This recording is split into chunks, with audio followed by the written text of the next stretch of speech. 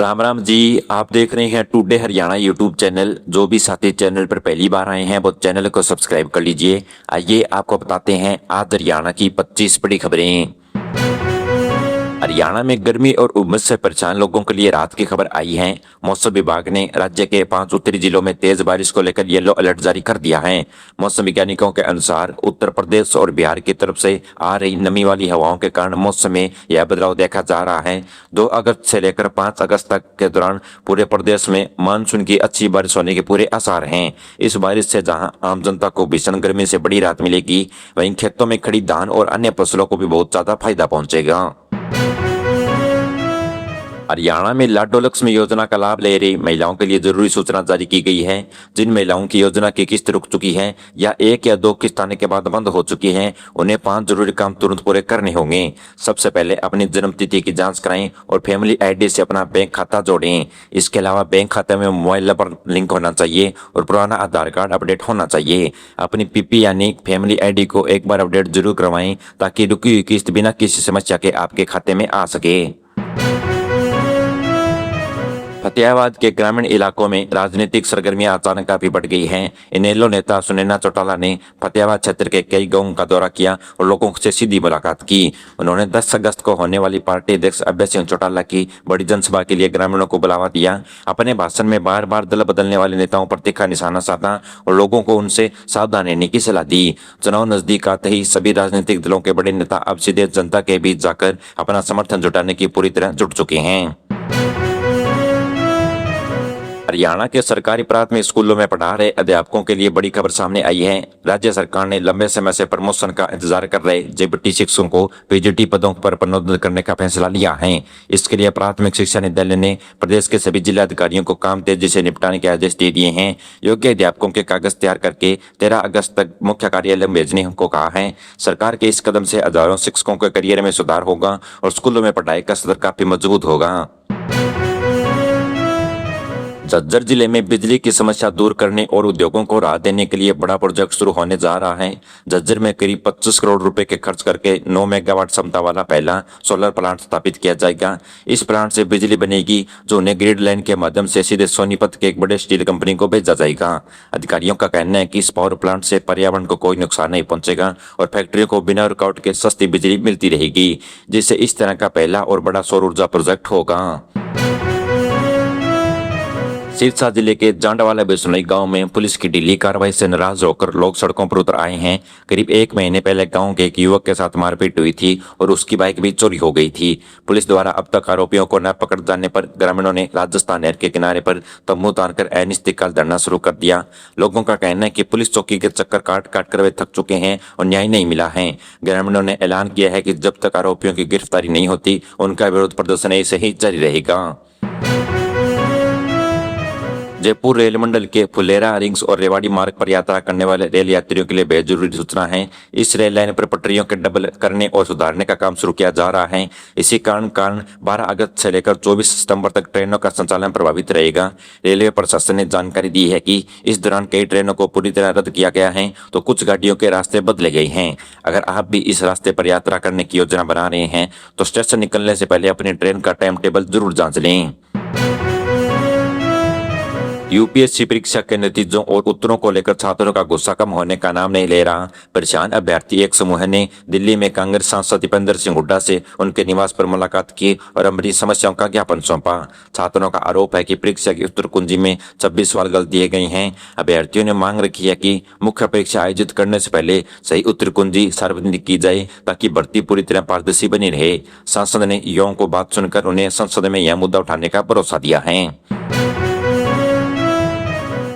सिरसा के वेदपाला गांव में बिजली के बड़े टावर लगाने को लेकर किसानों में गुस्सा भड़क उठा है। अपनी जमीन का सही मुआवजा न मिलने से खपा ग्रामीणों ने मिनी सचिवालय के गेट पर सरकार का पुतला जलाकर जोरदार प्रदर्शन किया। किसान नेताओं का कहना है कि करोड़ों रुपए की मूल्य कीमती जमीन के बदले उन्हें सिर्फ 90 लाख रुपए दिए जा रहे हैं जो उनके साथ अन्याय है। प्रदर्शन कर रहे किसानों ने चेतावनी दी है कि अगर सरकार ने उनकी मांगे नहीं मानी तो वे खेतों में लगे टावर और बिजली के तारों को उखाड़ फेंकने के लिए मजबूर होंगे। सिरसा जिले से एक राहत भरी खबर सामने आई है।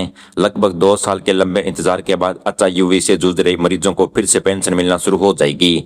सरकार ने इसके लिए 2 करोड़ 72 लाख रुपए का बजट को मंजूरी दे दी है। इस फैसले से सिरसा के 1,08,000 मरीजों के बैंक खातों में रुकी हुई आर्थिक मदद सीधी राशि पहुंचेगी। पिछले काफी समय से पेंशन न मिलने के कारण इन मरीजों को इलाज कराने के लिए अपनी रोजमर्रा की जरूरतें पूरी तरह बहुत परेशानी हो रही थी। अब यह बजट जारी होने से मरीजों को बड़ी आर्थिक राहत मिली है और उनका इलाज बिना किसी रुकावट के आगे बढ़ सकता है। रेवाड़ी जिले के सरकारी स्कूलों से पढ़ाई को लेकर एक चिंता बढ़ाने वाली खबर सामने आई है। यहाँ के स्कूलों में अध्यापकों के लगभग 800 पद खाली पड़े हैं। कई स्कूल तो ऐसे हैं जो बिना प्रिंसिपल या हेडमास्टर के ही चल रहे हैं। अध्यापकों की कमी की वजह से बच्चों की पढ़ाई पर बुरा असर पड़ रहा है। जिले में टीजीटी और पीजीटी के कुल 3100 टीचरों की सख्त जरूरत है। बच्चों के माँ बाप का कहना है कि अगर समय पर पढ़ाई नहीं होती तो बच्चों का भविष्य खराब हो जाएगा। परिजनों ने सरकार से जल्द मांग की है कि खाली पड़े पदों को जल्द से जल्द भरा जाए। सोनीपत के राई इलाके में जमीन पर जबरन कब्जे का मामला सामने आया। बावरिया धाम के पास एक बने प्राइवेट प्लॉट की दीवार के कमरे को कुछ लोगों ने 2 बार तोड़ दिया। पीड़ित मकान मालिक सुनी आरोप है कि वो माफिया लोग उनकी जमीन पर कब्जा करना चाहते थे और मना करने पर उन्होंने जान से मारने की धमकी दी है।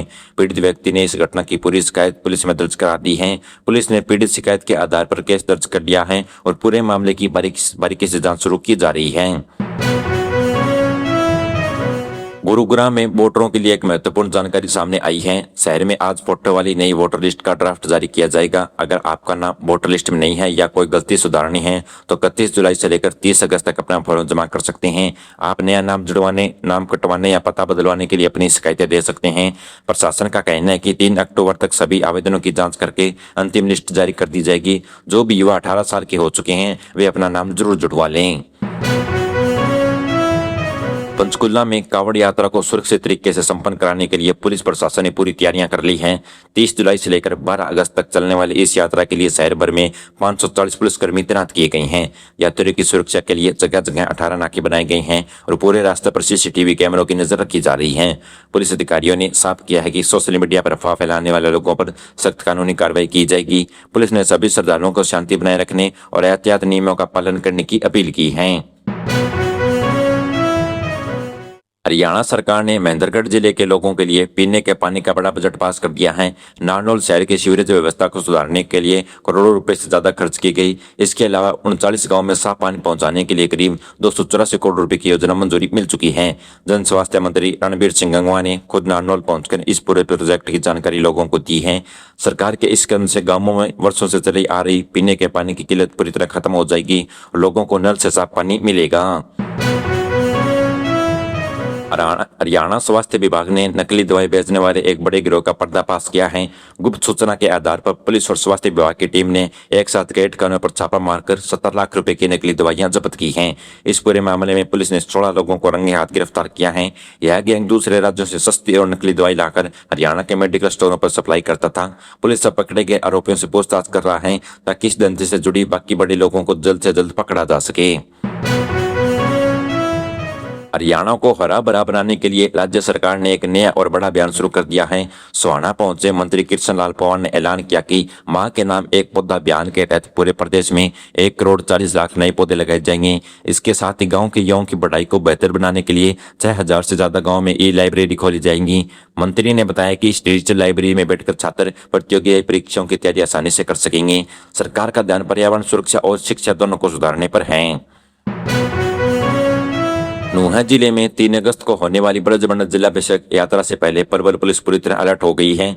यात्रा में किसी की गड़बड़ी न होने इसके लिए जिले के सभी समीक्षाओं पर कड़ा पहरा लगा दिया गया है। आने जाने वाले हर छोटे वाहन की बारीकी से तलाशी की जा रही है। एसपी नीतीश अग्रवाल ने सभी थाना प्रभारियों और पुलिस टीमों को 24 घंटे अलर्ट रहने को कहा है। पुलिस अधिकारियों को सड़कों पर उतरकर सुरक्षा व्यवस्था का जायजा ले रहे हैं ताकि यात्रा को पूरी तरह शांति और भाईचारे के साथ पूरी की जा सके। हरियाणा में स्कूलों में मिड डे मील वर्कर अपनी मांगों को लेकर सरकार के खिलाफ सड़कों पर उतरने लगे हैं। यूनियन के नेताओं का कहना है कि लंबे समय से सरकार उनकी जायज मांगों पर अनदेखा कर रही है। अपनी बात सुनने के लिए राज्य भर में 4 अगस्त को वर्कर कुरुक्षेत्र इकट्ठा होकर प्रदर्शन करेंगे। वर्करों की मुख्य मांग है कि उनका कम से कम वेतन 26,000 रुपये किया जाए ताकि नौकरी पक्की की जाए। इसके साथ ही काम करने और निकलने की प्रक्रिया को भी तुरंत रोका जाए। यूनियन ने सिरसा के अधिकारियों को ज्ञापन सौंपकर चेतावनी दी है कि मांगे न मानने पर आंदोलन और तेज होगा। हिसार जिला के बरवाड़ा क्षेत्र में पुलिस ने नशे के खिलाफ एक बड़ा जागरूक कार्यक्रम आयोजित किया। हिसार पुलिस की नशा मुक्ति टीम ने उकलाना के स्कूलों में जाकर विद्यार्थियों, अभिभावकों और आम लोगों को नशे से होने वाले नुकसान बताई। इस दौरान 320 स्कूलों में छात्रों को जिंदगी में कभी नशा न करने की कसम खाई।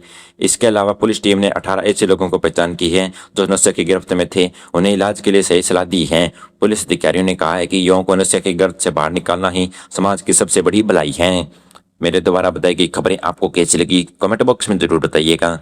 चैनल को सब्सक्राइब कर लीजिए। धन्यवाद।